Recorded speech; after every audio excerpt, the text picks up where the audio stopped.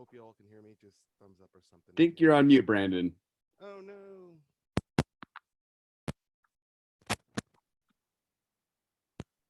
How are we now? Don't hear you just yet. How are we now? 1 second.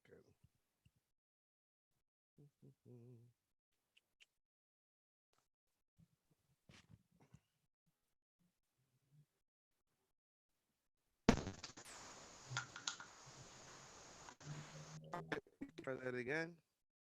There we go. Okay, something happened there. Don't know what. So you can hear me? We're good? Okay. Gosh. All right. Well, working in a COVID world requires some patience and not to freak out when technology doesn't work. So we'll start there.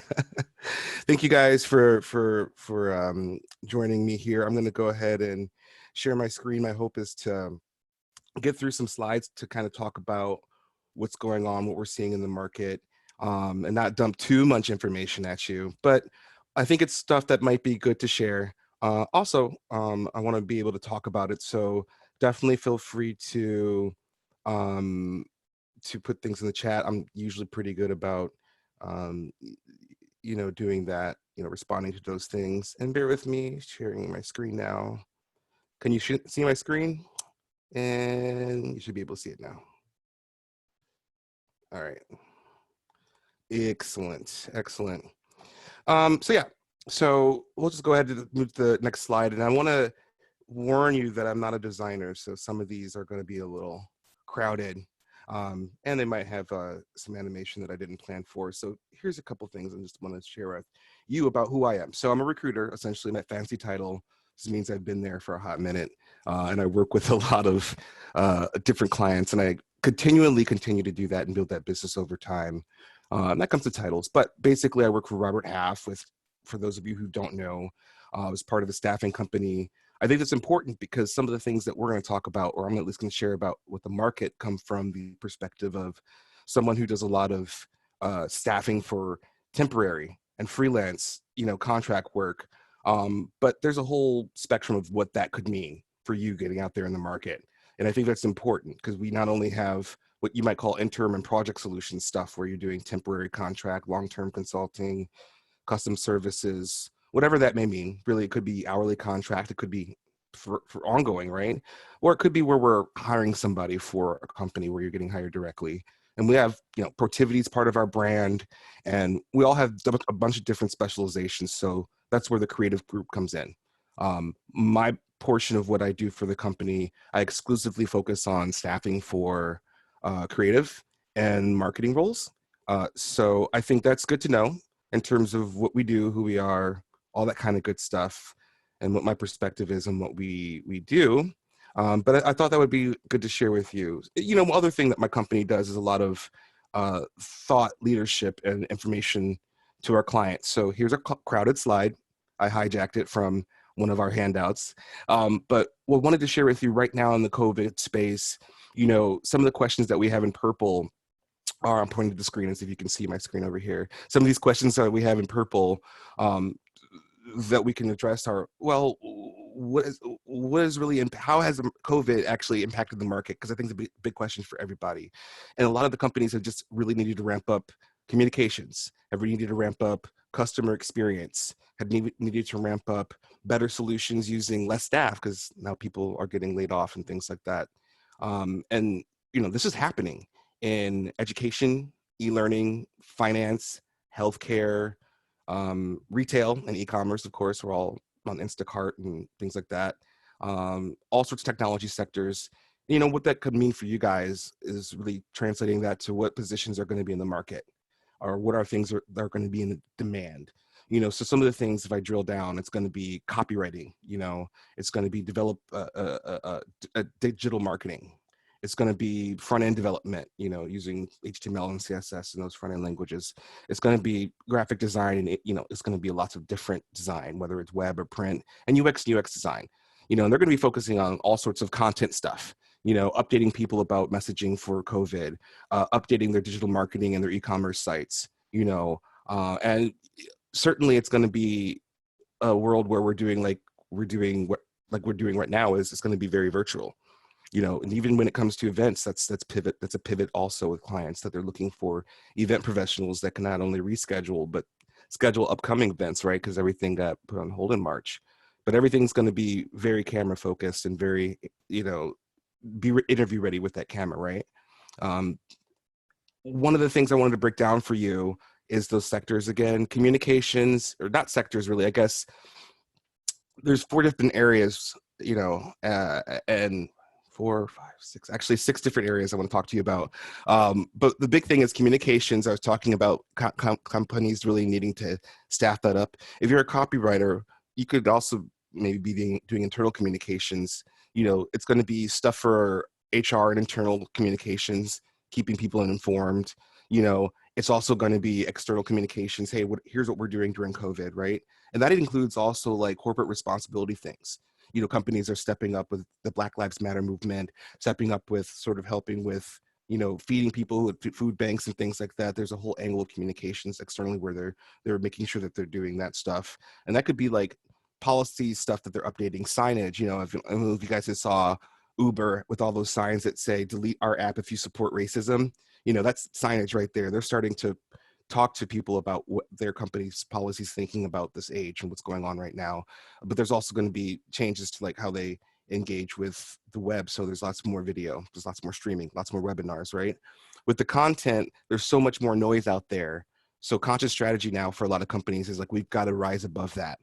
And so they're going to really be cross leveraging everything from social media, from mobile to web to all that sort of the digital space where you're going to engage with somebody, right? Whether that's the website or whether that's going to be social media. So that's something to think about. And I'm sorry about the horrible colors that you probably can't see for the bottom two. Again, not a designer, but I thought it looked cute. E-commerce, for example, is a big one I mentioned. And some of the things I try to talk about in these slides are over and over again are the type of collateral, the type of work that you'd be doing, right? So content strategy, it's webinars, blogs, social media blog content. With the communications, it could be internal communications, that could be intranet, it could be email, right? With e-commerce, this is where, they might have to replace certain systems with new e-commerce platforms like Shopify, if you've heard of them or seen their commercials, or Magneto. There's also like a customer experience angle to this, right? So there's going to be people calling more often because they're ordering things, they have issues. So more call center staff. Or on the technology side, maybe they're starting to do AI, adding AI to their system. So they have these chat bots. I don't know if you guys go to websites and like, how may I help you? And you can chat and it's not a person, but it's a bot, those sort of things, right? But in terms of customer experience, whether you're getting that phone call or it's going to be online or through the app, there's going to be this coalescing more and more of where, and clients are asking for this on our side, people in the customer experience space, CX, where it isn't just like UX, UI, right? When you're talking about that whole product, but think about the product as a service you're offering and the whole entire space, from like the phone situations they have to how they engage with the customer and how do you make that seamless. So there's this whole back office thing where I think there's a lot of opportunities, growing. I mentioned e-learning, for example, is another one where people have to train people now differently. So learning management systems and creating digital content in that space. So you could be a designer, but you might be creating content for training, right? Or you might be a copywriter, but maybe you're doing writing that might be training focused for onboarding for programs for companies or training into different tools. Events I mentioned before, there are all these events. What happened to them when they're canceled? They got to be rescheduled. So hiring people for that, and then hiring people to figure out new strategies across how do we host this event. And I think we're one of the co-sponsors of this for Adobe's next event, and it's free now. It's free this year, and it's virtual. And we have all the sort of content that's available, and all you have to do is sign up. But somebody came up with that strategy and thought, okay, well, let's get the value out of this other than charging people, and opening it up to the digital platforms. And you can imagine all the back end of that in terms of the content they have to generate, the people they have to engage and send to video platforms, or how they're going to really engage all these people and then follow up with them and email it to them and market to them, right? Because they want you to use their products. So all that is changing so much. I wanted to give you guys a snapshot of all the roles and unemployment rates. Because part of this is there's a lot of change going on, but one of the big changes I think is that there's so much opportunity. Um, but I think we hear so much about unemployment and we hear so much about people being laid off in markets, and it's true, it's tough out there. But the creative digital marketing space actually is unemployment's quite low and remains to be quite low, and the competition is pretty stiff still. So I wanted to highlight some of those that data that we have. If you're a UI UX designer, there's only like 3%, just below 3% unemployment. Same thing for copywriters. You know, Graphic designers is a little bit high, but it's still it's not any higher than I think any other data points or functional roles. It's still relatively in demand skill set. Um, and I wanted to share with you all the titles that we see. And I actually edited this list from the graphic my company gave me for the Bay Area, right? Because I thought it might be interesting to share with you guys. So I wanted to pause here so you guys can take a look at some of these titles, because I think when you're getting out of school, you have the training that you have in one hand, and then on the other hand, you have an evolving market, and what they ask for keeps changing. And my company divided it between digital marketing and creative, but we could slice and dice that a million different ways. But I thought on the creative side, everywhere from being, a presentation designer, right, to a graphic designer, to focusing on just communications, or maybe you're just doing designs for internal communications and graphics and things like that. Those are all things that people are asking us for. It's not just, I need a designer. It's probably going to be, I need a designer who makes graphics for my research team. I need a designer who can do presentations, support our marketing and sales business teams. I need a 3D modeler who can do rendering and or lighting artist, they might call it. I need to work in Unreal Engine. Visual designer, that could probably mean that it's more digital, and maybe you're working on marketing stuff that's ads, like social media ads or other marketing campaigns, or email, right? You could be working on emails or designing and working in a template, and the list goes on in terms of how you could delineate that. You could be, a UX designer, which maybe more research and more, wireframing than anything else. Or you could be doing UI UX stuff where you're doing a mixture of both, of those things and adding some interaction to that. You could be a product designer and you're doing a little bit of everything. And there's just so many different ways that clients are asking for these things. And I think it's interesting to take note of that when you're on the market and looking at the requirements, or really what are you designing? Because the title could be, I get job descriptions from clients and they'll call it a graphic designer or visual designer or a UX designer, and they could all be interchanged in terms of what they're looking for with the digital assets they want or the role they want on the team. It's really going to be about that organization's structure and what they're looking for, right? Bigger companies might delineate more. Smaller companies might say, I need a designer. And that could be UX, it could be print, it could be a little bit of everything, right? Same thing with marketing. I've gotten lots of asks for product marketing people, where they focus on marketing B2B products. I've gotten some demand generation marketing, specialists, and really they're talking about, could be digital marketer or digital email marketing specialist. It depends on what tools they're using. Is it email marketing automation? Are they engaging customers and signing up for a membership, or are they repeatedly, marketing to customers because they have a new product release every 6 months, 8 months, 10 months? So things to think about, because I think it can be a lot more nuanced. And I think, with your internships that you may have or your other experience that you may have doing other things, maybe that becomes a value to you when you realize you have a niche or a specialization that you could continue to pursue, because it was a pizza company and it was e-commerce, or because it was a print company that did flyers for political campaigns. I got a lot of candidates working out right now, working for political campaigns, doing posters, doing web ads, between here and DC. We've actually shared candidates across the country for companies, looking to do that. I want to chat with you about how you can be seen, because that was kind of part of this, right? Not to go through some obvious things, but if you look at this little graph, what I thought is interesting, we're already in the 2020s, but in terms of technology, in terms of how we've been set up, a lot of the companies and a lot of us still operate in that second wave, right? We're used to social media, you engage with it, right? You can submit resumes digitally, and then you can email, you can make phone calls back. But that third wave with internet of things, right? And that so convergence of the physical and digital, that's what I was talking about, that customer experience, right? Where it's like, use the app for your bank, start using it, then get on the phone, and then walk into the branch and have that seamless experience throughout, pick up your transaction where you left off.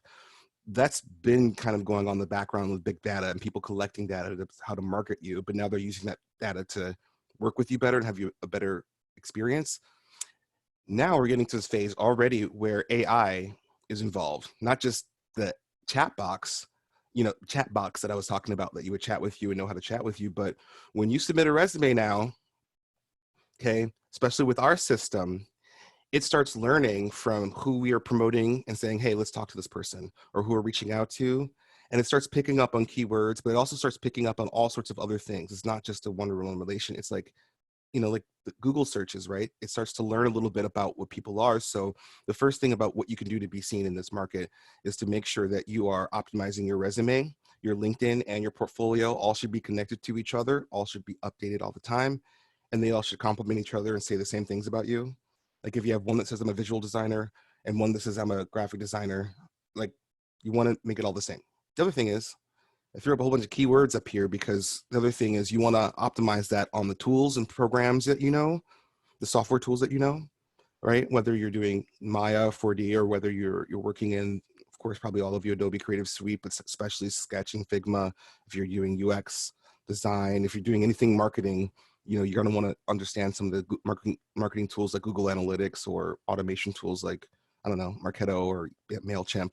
But you want those to be on your resume, and you especially want whatever you're working on, web banners, display ads, print ads, that kind of collateral. You want all of that to be everywhere because those are keywords that will help you get seen. And you also want to get into the system, apply to your dream job, right? Really target that. But maybe when you're really just applying to jobs and companies and industries that you want to get into, you don't have to be so discerning because, okay, your favorite company doesn't have any design jobs open. Okay, apply to developer role. That doesn't sound very intuitive. The worst thing that's going to happen is that you won't get a call, but you're in their system. It's not as if your resume just sits there, right? There's this data collection and on that. So when another manager comes along at some point and goes into that system and says, hey, who does XYZ things? Maybe now you're getting reached out to about another opportunity. This just happened with a client. I'm working with DocuSign, and I was helping them find an internet information architect, which was a very niche skill. We won't go into that today, but I said to them, well, do you have any candidates in your network? And lo and behold, they're like, hey, we have some people on our radar. And when I thought about it, I'm like, I wonder what that means. When I spoke to those candidates, they're like, well, I applied to something at DocuSign a while ago. It clicked on me. Okay, dawned on me, excuse me, that they applied to something at DocuSign a long time ago. So DocuSign managers are looking in their database, think they have the resumes, and then they engaged one of us recruiters that we work with, because we're one of the recruiters they work with, said, hey, can you talk to these people and vet them for the role? And so, I mean, that was kind of cool because the candidate didn't apply to that. They applied to a different thing. Word to a wise, get your resume into the systems. Big companies, dream jobs, companies that are hiring a lot, just submit a resume. Don't do too much thinking about it. Get in the system if you can somehow. A lot of companies, just like ours, you can just submit a resume. You don't have to apply to anything. Also, make sure you're letting people know that you're on the hunt. You know how everybody's having those I'm looking for jobs thing on LinkedIn? Use that. That takes all the ambiguity out of whether or not you have an updated profile, or if you're still current in a role, or if your end date is in the future, or if you're doing an MFA, you only have 20 hours. It doesn't matter. Just make sure that you know that you're available. And also, don't forget that in this digital space, and us being in this COVID environment, you're anywhere where you're connected is super keyword focused, super optimized to put you in front of people that are in your network, and so on and so forth. So every time you add somebody to your network, every time you start chatting with somebody new, you have all these exponential sort of opportunities to meet other people and be engaged and getting seen by other people in social media. So on a regular basis, be on LinkedIn, reaching out to people that do like stuff that you like to do, industry you want to work in, people you think are cool. Just reach out, make sure people are adding you and engage them, post content on the regular. You don't think that it does much, but as somebody who's been doing that for 7 years as a recruiter, I can now post things on LinkedIn and I can have 10 resumes in my inbox within the next week, just because people will eventually start seeing it, right? And they'll start responding, or, hey, I know somebody, so I think that also works on the other end if you're looking for jobs, right? Um, I want to blow through all of this and just to open it up to Q&A, but I want to share with you a few things to back up what I'm saying about this. Our company does a lot of surveying, and we release a salary guide too every year that just got released. 47% of managers say that online portfolio and a personal website is the best way to stand out. If you honestly don't have that, it's a little suspicious sometimes. Where's your LinkedIn profile? Why is it not updated? Where's that portfolio, right? 49% said they're impressed with you're connected with other people in their network. The more you're connecting with people, the more likely it is that now you have maybe 1 or 2 degrees connection with people, and sometimes now I'm talking to clients and I'll be on LinkedIn. I'll go, oh, hey, it looks like we both know so-and-so. And they're like, oh, that's so impressive. I'm like, oh, data free to you because you're on LinkedIn. But they get impressed with that.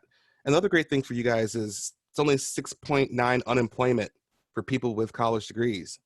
So that's a number to stick in your brain if you're feeling like it's real tough out there. It could be, or if you're looking to make a pivot, you're like, God, it's, unemployment is still very low for people across the country who are gone through the path of getting a degree on top of, marketing and creative being something that's, in demand right now. Right. So thought I might share with you at least one sample since I didn't have a link to our portfolio, our salary guide before. But Twilio did a really, really nice COVID digital engagement report. It's very visual. You could scroll down and it's this really, really nice present. And it's like another perspective on everything I shared, but in a different way, right? I thought I'd share that with you. I don't have time to go over it because I thought I'd chat with you guys a little bit, but I wanted you guys to have that because it's another thing I think wraps your head around all the different ways that companies and customers and creatives in this space are kind of re-engaging in a different way, and how that market is changing for you guys as you kind of go into it, or re-envision yourself into a new role as you move forward after your degree, right? Cool. So I did not so bad on that one. 22 minutes wasn't so bad. So I can't see the chat until I stop sharing. So I'm going to stop sharing. And then I think I can see the chat, but I also am open to anybody jumping in and asking me questions. And I have plenty of time. So chat with me Really if you quick, want. Brandon, would you mind dropping that link from the last slide into the chat so folks can Yeah, you read that? my mind, and then I was just getting out of the share thing and then grabbing that link. Cool. And then, yeah, grab that. All right, guys. Well, Brandon's doing this. This is the time. Brainstorm your questions, drop them in the chat, or feel free to unmute yourself, and then you guys can ask him. So go for it. Not all at once, though. Hi, Brandon. I have a Hey. question. So, as a job seeker, like how many applications do you recommend us to apply as a student in school? Well, I think if you're in school, then, my question to you would be, is it out of necessity while you're in school that you need a job, or is it that you're looking for opportunities to get more work and to build up a portfolio? Yeah, looking for like summer internships. Gotcha. Well, the cool news about the kind of stuff I do is that there's internships, right? Those are established roles with companies, right, to pipeline talent. Sometimes, and this happens quite often, if you have a strong portfolio and you're able to do some work, real life work in your internship, then maybe you could also jump into like a contract where it's not an internship. You're just getting paid to do design work on a project because, well, you have other work to show for it. I would say you should try to get your hands on as much real world, I did this for a client work that you can show into a portfolio as you can. Because upon exiting school, that's going to be the biggest differentiator between you and the next person, right? Here's all the schoolwork I had, which is great. But if you have also, here's email campaign I worked on, or here's a landing page or a website I did for a company, that's golden, because then now a client or somebody knows that you have that experience. So I would say constantly be doing that. I mean, there's not a magic number. I would constantly be looking for opportunities to get more design work in your portfolio, especially if you're saying, hey, I haven't done, XYZ things. You should be trying to get opportunities to do XYZ things so you can put those pieces into your portfolio. Thank you. Yeah. And Also, where can we find those opportunities? I think that's going to be uh, that's a broader question, right? Um, I will say that if you're looking at uh, major job boards like Indeed, and just to name one, but all those up, you can name a million of them. Most of those companies that they're posting their jobs there, that happens automatically. So when I post a job with Robert Half Creative Group, it automatically shares out to Indeed and a million other sites, right? So I would say to you that those are great ways to apply to specific things and to get into systems for companies, whether you know who the company is or not, or sometimes you don't, if you're a recruiter, for example. But if you know who the company is, that could be a great way to get into the system. But I think, there's also going directly to a company's website, absent of them having job postings, seeing if you can submit a resume, going to their career section. Oftentimes they're the names of people that you can try to connect with on LinkedIn. And maybe the approach isn't trying to apply to a job, but maybe reaching out on LinkedIn and saying, hey, I'm interested in learning about your team. Here's my resume. Hey, I'm interested in learning about your company. I'm a recent grad. I'm looking for work. Hey, I'm looking at doing mobile UX. I know that your company does great. Here's my portfolio. I'd love to chat. That is very valuable, those touch points, because even if you're not getting people responding to you, if you can find them on LinkedIn or even email them directly, or just email the webmaster and title it to the right person for that company and get your information in front of them, there may be a point when they have a project, or they're looking at hiring or bringing on an intern or something like that, where that could be valuable to you. So I think you should be resourceful about all the different angles of where you might be able to apply for jobs. But I think the more that you're just looking and doing that, the more that you'll start seeing that come up. Google is a beautiful thing. I Google everything all day long. Even when I don't know how to find a product marketing manager for Farmers Business Network with ag culture experience, shoot me in the head. I'm Googling, like, okay, how can I find this person? Now, if this person was on the market and they graduated from North Dakota State in ag science and they want to go in, they probably would have to figure out, how do I get in this field if I don't have a support of a network or what have you, right? And that's the other thing. Maybe the alumni association, people who have graduated from your school, connect with them on LinkedIn. Say, hey, great portfolio. You graduated from my school. How did you get that job at Amazon? Cool. Thank you very much. Absolutely. Brandon, hi. Yeah. I'm from the MBA in strategy design at CCA. Mm-hmm. And I'd previously basically had a career before my MBA. I'd worked for 4 years in sales and marketing in India in Yeah. various metropolitan cities. And now, since I'm in my second year, I will be applying for jobs post grad school gets over. Like, I want to have a job straight coming out of grad school. So I was just wondering, how long should there are a number of projects that I've done across my work experience Mm-hmm. and in grad school. So Right. what is a good number of projects to really add? There are a lot of them that add value, but I'm just worried while making my portfolio that I'm not cluttering it with too much. And how many do you recommend should be there? And as well as, like, Yeah. what's the difference between what I populate in a CV and what I populate in a portfolio? How would you differentiate that, and what thoughts you have? Well, I think excellent question. And that the MBA design strategy is an interesting program. I actually placed a candidate I met him 2 years in a row at the expo, and then he's wrapping up an assignment with DocuSign doing UX Oh, research. He who's went that? there. I just may know. I know a friend in DocuSign. Her name is Camila. I don't know, it's Morgan. Oh, But Morgan. Morgan. He yeah. just passed out last year. He graduated last year. Uh-huh. Oh, that's Yeah. so. So let me share with you is that as a case in point. Okay. With your CV, you're going to have, okay, I've done qualitative, quantitative research. I've done these research methodologies, these industries, and so on and so forth, right?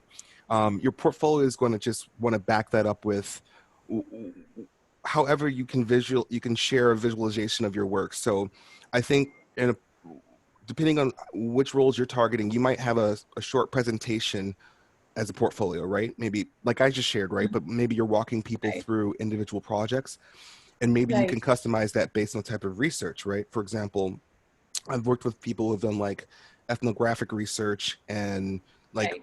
UX research, like with in terms of like, okay, how do we enhance the physical customer experience, or for training development? In the case of some Right. of my clients, it'd more be research for on the user experience side. So then it Right. becomes, well, how can this candidate apply their research methodologies to the studies that we're trying to do? And I think you're going to have to do some thought there in terms of how you present yourself with certain clients, and it may be nuanced or not, but I always focus on keywords, right?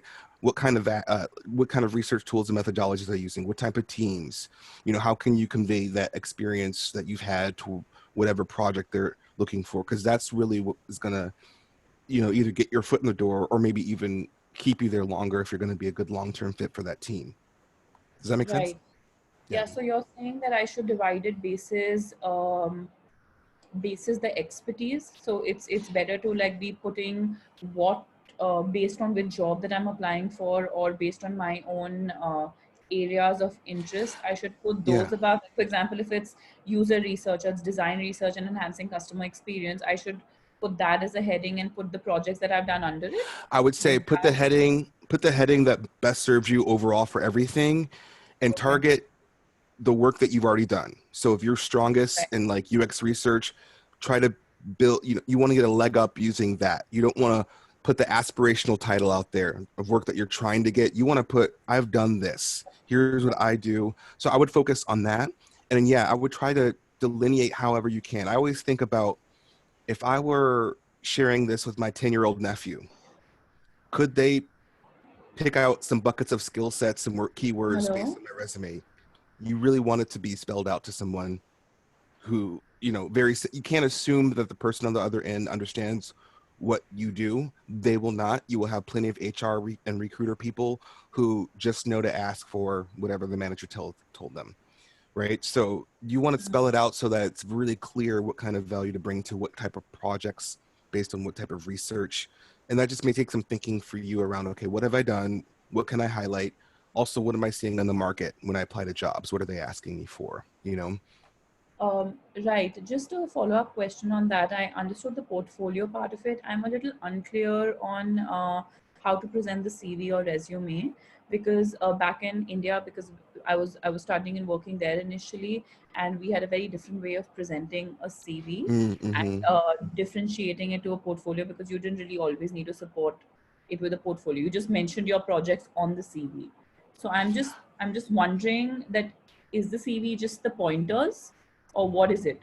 How is it different here when I'm putting myself in the market? Well, it won't be different in terms of having company title, you know, the dates that you work there, and then bullet pointing what you did at the company. Right. I just think that if you've done a lot of different types of roles, Right. sometimes having a resume that's just chronology, they're going to see that on LinkedIn anyway, right? Isn't Right. as helpful, especially if you're pivoting careers. So maybe your resume might be more of a functional resume, where Okay. instead of, you know, having like, here's one job, job A, job B, job C, job D, it says, I do this type of research. I've done it for these type of companies. I've done this type of research for these type of companies. I've done this type of, or maybe you break it up by industry. I've worked in this industry and done this. I've done, it depends on what the mix of experience is, but maybe you want to consider um, kind of breaking it up between, you know, and I can probably find a visual. I can send It's you guys some. Can I actually send you guys something? Josh, can I send them? Is there a PDF? Yeah, I don't so have a I got link. everybody. I know who's in here. I have all the participants. So you can send me what you I'm going got, to and then send everybody. you guys this functional resume handout. And when you that's see it, really I think you'll helpful. get what I'm saying. And then on the third page, you'll see like the resume is focused on like, I'm going to use an example, right? Let's say that you're a designer and you say, okay, I do web design and UX design, and here's the projects and types of things. I do print design. Here are the type of things I use in tools. And there's a, you know, fourth little bucket, you know, I do, you know, some motion graphics. I've done that. Here's some presentation design. And then there's just a list of companies with the dates. That way it's not so focused on, you know, chronology, right? You know, January I did this, February. It's sort of like overall, here's all the things I do, and you're highlighting the top skills and then just listing kind of, you know, the dates on the bottom. That's one way to kind of present your CV that I think focuses on skill set, especially if you're doing something like, you know, design MBA and trying to pivot that between like design strategy or UX or research. I think that's a lot to consume sometimes. and having a functional resume often will help. And I also recommend that, by the way, if you're a designer who's been working for 20, 30 years, this is the first thing I tell them. I don't want to see 10 pages of resume. Nobody's reading that.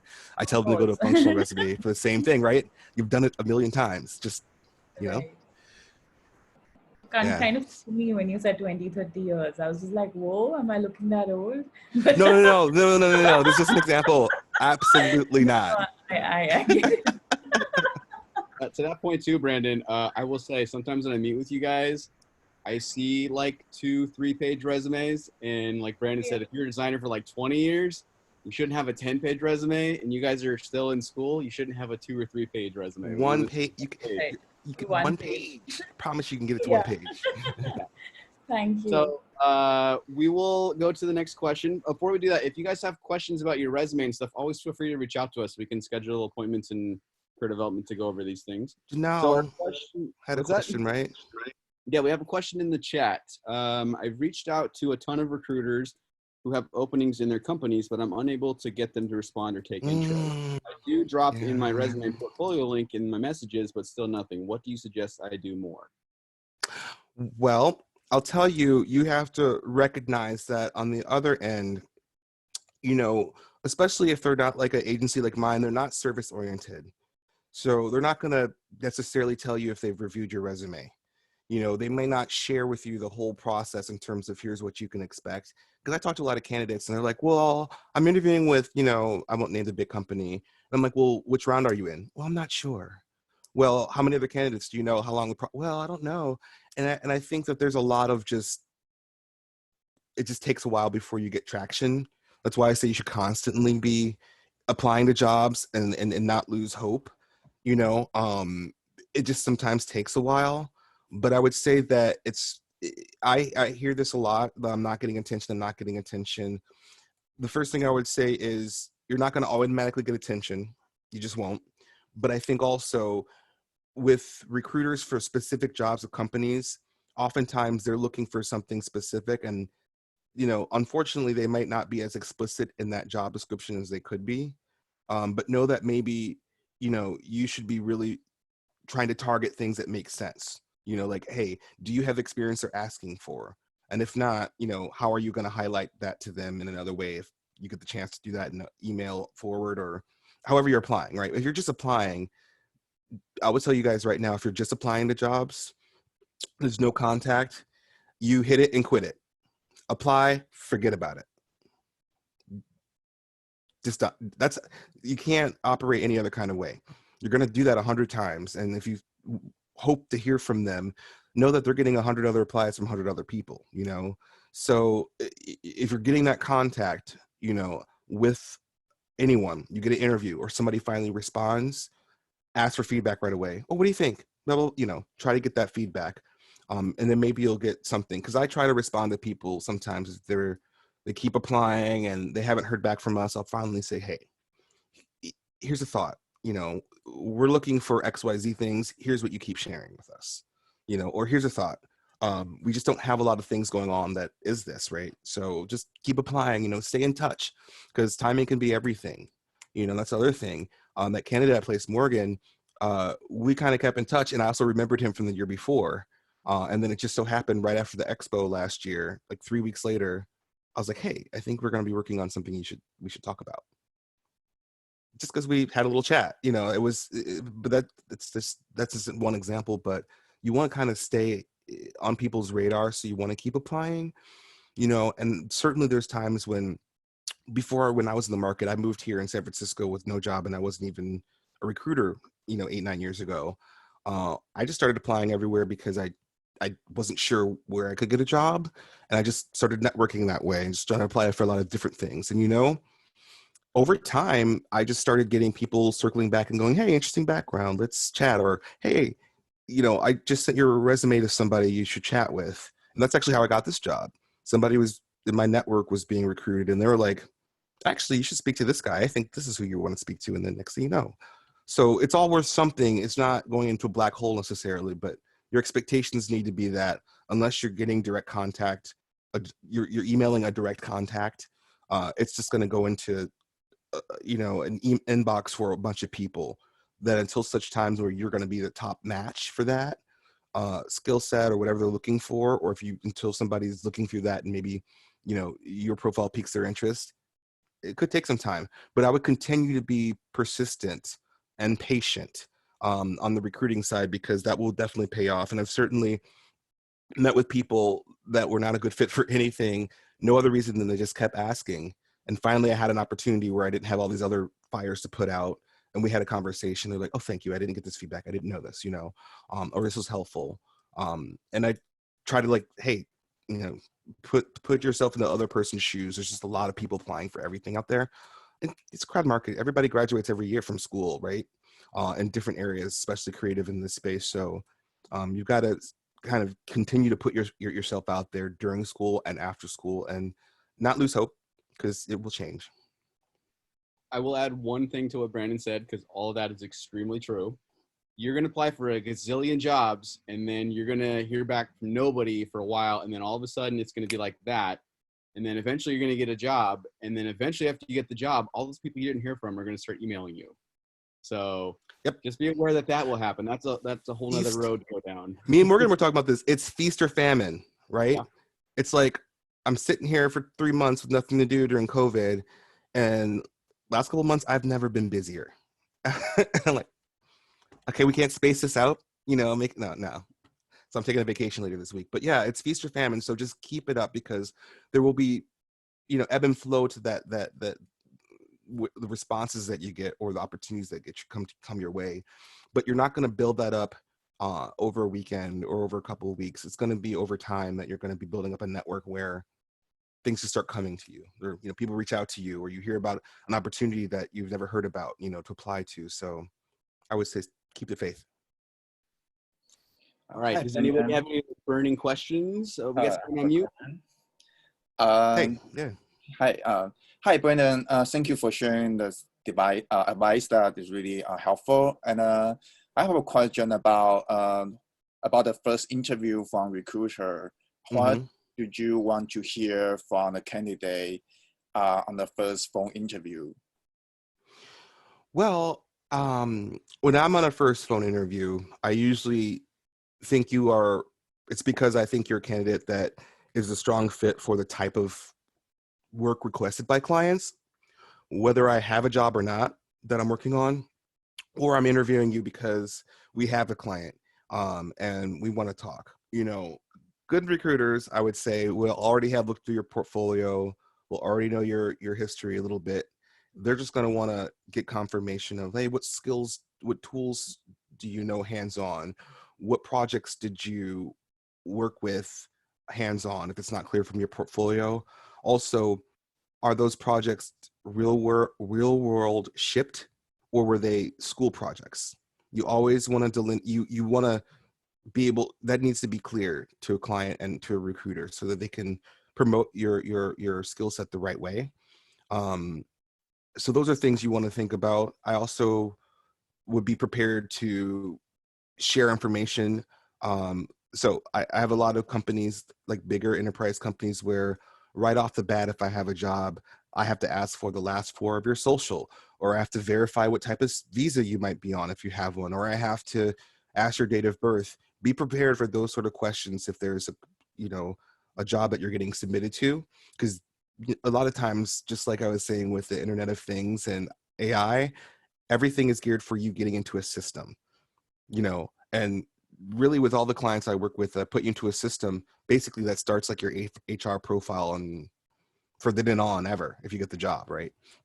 So be prepared for those sort of questions. Don't be surprised by them. Oftentimes on my end, whether I got an order on Friday and they're like, we need candidates today. And I'm like, I need to find these people. I don't have, what I'm saying to you is on my end, it may that I have a very short window. I need to submit people in 48 hours. I need to submit people in 24 hours. And whether or not you're going to get reciprocal feedback, which you probably won't. Sometimes I never get feedback, but maybe be prepared if it's a role that they have that they're going to hire for right away, or if it is a temp agency or recruiter like me, that if they connect the dots while they're on the phone with you and say, hey, actually, what do you think about this? Be prepared to move very quickly and like, okay, here, I'll send you an updated resume, or I'm comfortable with my date of birth. I mean, you shouldn't just always be comfortable. Make sure you're comfortable with the recruiter, right? And I always ask if they are or not, and if you want to tell me over the phone or text me, let's do that kind of thing. But as long as you're comfortable, be prepared for those questions because they're normal and they happen. And sometimes you need to move quickly on opportunities just to get in the system, just to be seen by that hiring manager, whether you get the job or not. And if you don't get the job or not, or if you don't get that first round interview, that's not always the end of the story. Move on with your life. But I can't tell you how many times clients have passed on candidates and then they hire somebody else and then that person doesn't work out and they come back and say, oh yeah, is Lee still available? Is Janelle still available? It just happened. I had one where the candidate was the only candidate they liked, only portfolio. They only wanted Justin, but Justin went back for his MSA and Justin doesn't have any time. So I was like, well, what about these candidates? They're like, no, we love Justin. And I just was like, okay, well, what about these candidates? And I just kept trying. And then eventually they liked another candidate and that candidate happened to be ready to go. I was like, hey, this client wants to interview today. Can you make it happen? And then I'm like, hey, they want you to jump on a design project on Tuesday. Is that cool? He's like, yeah. So, be prepared for those sort of things because it could be quick moving or it could be slow, but you should just be prepared for either scenario and just, understand that going into your conversation. They're going to want to, some are going to be really thorough. Some are just going to be like, okay, wait, I'm going to submit you. Is this okay? Is, $25 okay? Okay, good. But be prepared for that too, because sometimes it's a little underwhelming. Certain recruiters, I've had that experience in my career. Yeah, so anyway, hope that's helpful. Yeah, thank you for sharing. So did you fill out the resume by manually, or you just use the system to help you fill out the candidate? Both. I mean, in my system, when we have an open job order, for example, at Robert Half, they recently have AI attached to it where the system will suggest candidates for me to reach out to, whether you applied to it or not.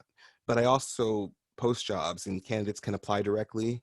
And I'll go through those applies, but the AI will tell me, here's the candidates that closely match and here's the ones that don't match. So I may yet not get to the other 100 candidates that don't match because the system already told me that they weren't meeting the requirements. So I look at both. I look at everything. And candidates email me resumes directly. They send me resumes and we chat on LinkedIn directly a lot.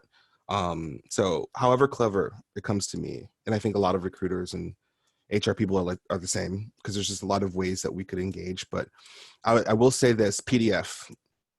If you're not sending resumes in PDF, you're doing it wrong.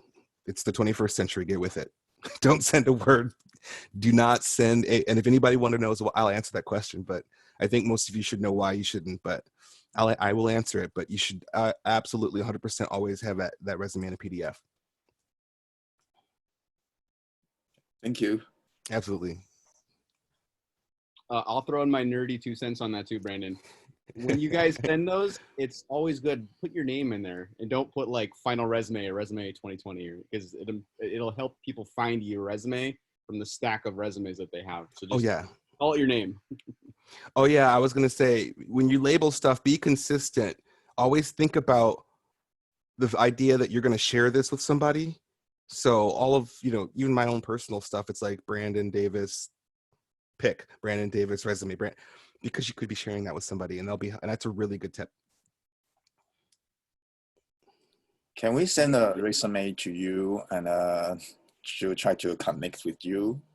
Yeah, you should all actually. I would recommend that all of you at least I talked about it so much. Submit a resume to. I'm going to give you the link right now to us here, right? Because that will get you seen through Robert Half globally. And you fill out a candidate profile. In terms of follow-up, though, that's going to really be based on whether or not we have opportunities that might be a good match. So I would say add me on LinkedIn and submit a resume, and at some point, of course, I'm going to come back and add you back and be looking at your profile and your LinkedIn, especially when I see when you went to school. But know that's how it kind of works. Do that first. And then if there's something, I'll circle back and connect. But certainly you have a lot of agency in the process now because you submit your profile. You can also download a Robert Half app which if you're a candidate, you get to submit your time, do direct deposit, everything from the app. But as a potential candidate, you download that app, you can set up job alerts so that you're getting them in the app and getting them to your email. So that when I'm opening up a job, or my partners are, or somewhere else in the country, they open up a job that's a good fit, maybe you get pinged about that opportunity because your profile is set up. Make sense? So this is where I was talking about the convergence of, in the 2010s is the Internet of Things, but now it's like AI. So, okay, we can talk about sending a resume, but that's still like the 2000s version of life now. Let me send your resume. Let me email you. So, submit a highly keyword optimized resume, right, into these systems, right? And then be consistent about doing that, because you're going to get more traction out of that than manually trying to reach out to, the 1 or 3 people that are recruiters in the Bay Area. There's just 3 of us now.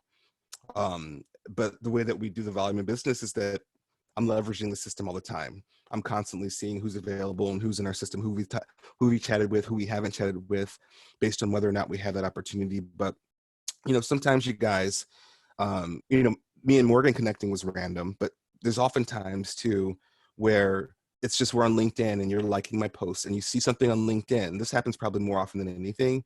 You'll see me post something funny on LinkedIn about some, internship job, or we don't have internships, but like, associate level, junior level graphic design role. You're like, this is interesting, Brandon. We're on Zoom together, and you just ping me on LinkedIn. Next thing you know, I'm emailing you. I'm like, hey, let's chat. More likely it will happen through something organic like that. But that's how I would recommend we be in touch. And certainly other recruiters, same thing. Connect with them LinkedIn, get your resume into their systems, like their stuff on LinkedIn, be visible. There's people I only know from their face and what they would like on my LinkedIn. But sometimes they'll reach out and I'll go, okay, hey, thanks for sharing your resume. And then we start talking, because now there's something to talk about, right? So stay consistent with your network. And then when there's something to talk about, I'm an opportunist. Of course, I want to connect the dots if you're a good fit for my client, and you might be, you have the work that they're looking for. So, you want to think about it that way too, Cool. Well, so we're winding down here. Does anybody have any last couple questions that they'd like to ask Brandon? I have one last question. And hi, Brandon. Thank you for sharing. It was very helpful. Awesome. I'm curious. I'm curious to know, like, after you pass the recruiter round, let's say, and you're having portfolio presentation, is there usually a preference for presenting just on your portfolio website, or actually making a slide deck? There's none. Usually clients, at the higher level roles, and especially if it's a UX design role, or, they're going to expect you to walk them through your work. So a presentation is always great. But if you're just as capable of pulling up your website and sharing that screen and walking people through projects, that's fine. That's not really a thing that clients are worried about so much. What I would say to you is there are advantages to both. I think a website is awesome to have because it's branded. It's your whole complete experience of you and your work, and it's highly curated, or it's everything that's really organized quite well. Sometimes I have candidates who only have a few projects, or sometimes if they've been doing, like I said, they've been doing this for a long time and they have a lot of different stuff.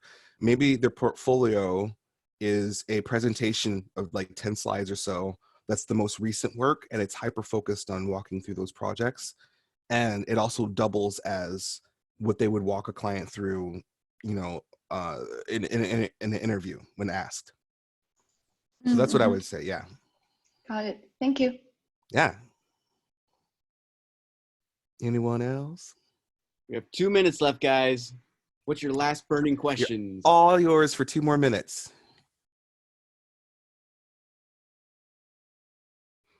And Ingrid, your puppy is so cute. I keep staring at your photo. All right. Well, I will assume that deafening silence means that you guys are thoroughly satisfied. So I'd like to take a moment to thank Brandon for taking time out of his day to do this. Virtual round of applause for him. Very grateful. Add him on LinkedIn. He's a super, super great resource for you guys. 100%. Add me. His posts are really funny too when he's posting jobs. He used to post a bunch of Prince ones that were really funny. Yeah, I get bored, and I feel like, similarly, I try to drink my own Kool-Aid, right? You don't want to constantly see the same thing, so I try to constantly post new engaging content for people who might, want to connect with me, right? So there you Actually, go. one last quick question. Yeah. Probably is kind of big, but do you suggest include your personal identity, meaning that your race and your background culture in your resume or whatever the short writing in your resume?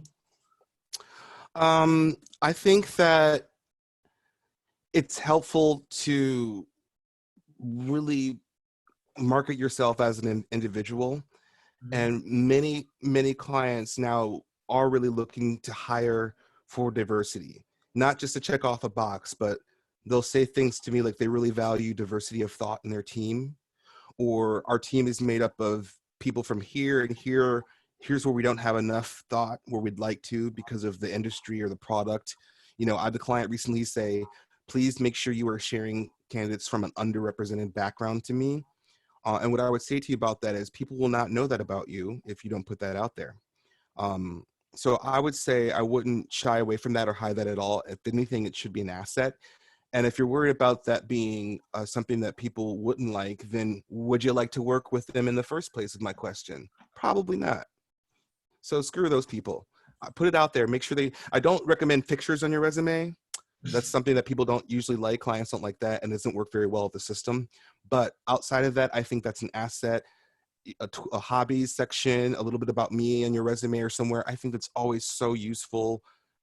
I think about 90% of the clients that I talk to, when we talk about who they're looking for fit, they always bring in something about company culture, which could be a loaded word, but oftentimes they just start telling you about their team and who they get along with and what their team's about. And, meeting, as I read candidates, sometimes I go, this sounds like my candidate, or this sounds like another person I know.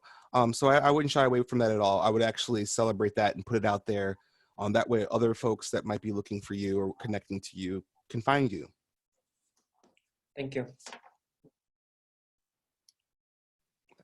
That was a great question. All right. Well, again, thank you to Brandon. Add him on LinkedIn. Don't be afraid to reach out. Always reach out to Career Development too. Use all of your resources to help you guys get where you need to go. Yep. And when you add me and you see my other teammates, just add everybody from Creative Group Arbor. Just keep adding people. They'll add you back because that's what we do. We want to add people to our network. That way we all can see each other and keep in touch. So best of luck to you guys and keep in touch. All right. Thanks, guys. Thank you. Thank you so much, Brandon. Thanks, George. My pleasure. Thank you. Bye.